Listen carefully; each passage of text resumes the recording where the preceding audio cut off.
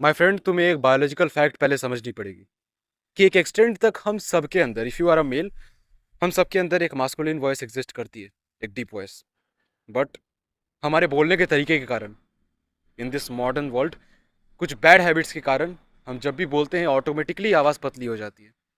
So here is a quick fix and also some legitimate techniques जिससे तुम अपनी masculine और डीप वॉइस को वापस रीगेन कर सकते हो, उसे और भी बेटर बना सकते हो। Starting with the number one point, which is tone neutrality. ये कोई रॉकेट साइंस नहीं है, वेरी सिंपल। मैं तुम्हें दो एग्जांपल देता हूँ। पहला example, can you pass me the pen please. दूसरा example, can you pass me the pen please. दोनों ही एग्जांपल में तुमने देखा, एक ज्यादा मास्कुलिन लग रही थी और दूसरी अजीब लग रही थी, just like a 10 year old boy. The fact कि दोनों एक ही इंसान बोल रहा था, मैं। अंतर क्या है? मैंने अपनी टोन को न्यूट्रल रखा। बात के बीच बीच में, किसी भी सेंटेंस को बोलने के बीच बीच में, मैं अपने वॉइस को, अपने पिच को कम या ज्यादा नहीं कर रहा हूँ। इस चीज की प्रैक्टिस करनी पड़ेगी। 1 हफ्ते 2 हफ्ते लगेंगे, but the results are literally immense. Try it out. Coming to the second point, which is speak through your diaphragm.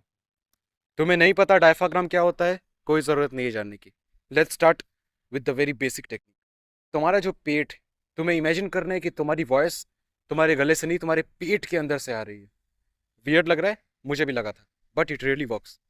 तुम्हें ऐसा इमेजिन करना है, तुम्हारी वॉइस, तुम्हारी जो आवाज़ है वो पेट के अंदर जनरेट हो रही है और ऐसे फूड पाइप के थ्रू तुम्हारे मुंह तक आ रही है।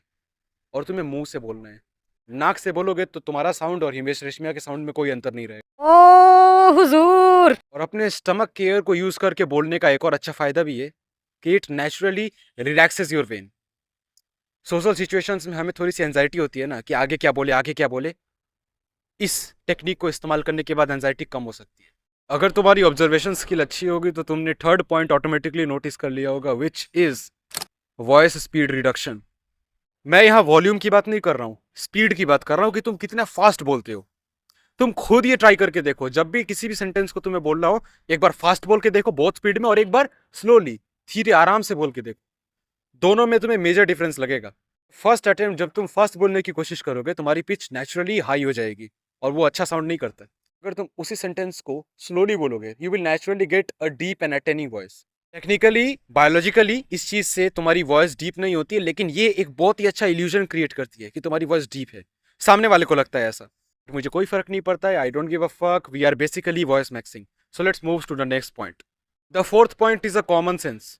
और ये एक टाइप का बायोलॉजिकल फैक्ट भी है कि अगर तुम बाकी 3 पॉइंट्स जो बताए गए हैं उन्हें रेगुलर प्रैक्टिस करोगे, खासकर नए लोगों के साथ, नए नए टेक्निक से एक्सपेरिमेंट करके अपना परफेक्ट स्टाइल ढूंढोगे, with time these things will be automatic.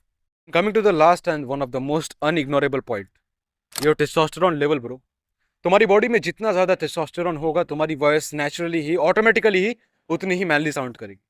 वैसे मैंने इस चीज के ऊपर एक डेडिकेटेड वीडियो बना दी है, habits that destroy your testosterone. तुम चाहो तो देख सकते हो। आज के लिए इतना ही था। अपने टेस्टोस्टेरोन को इंक्रीज करो।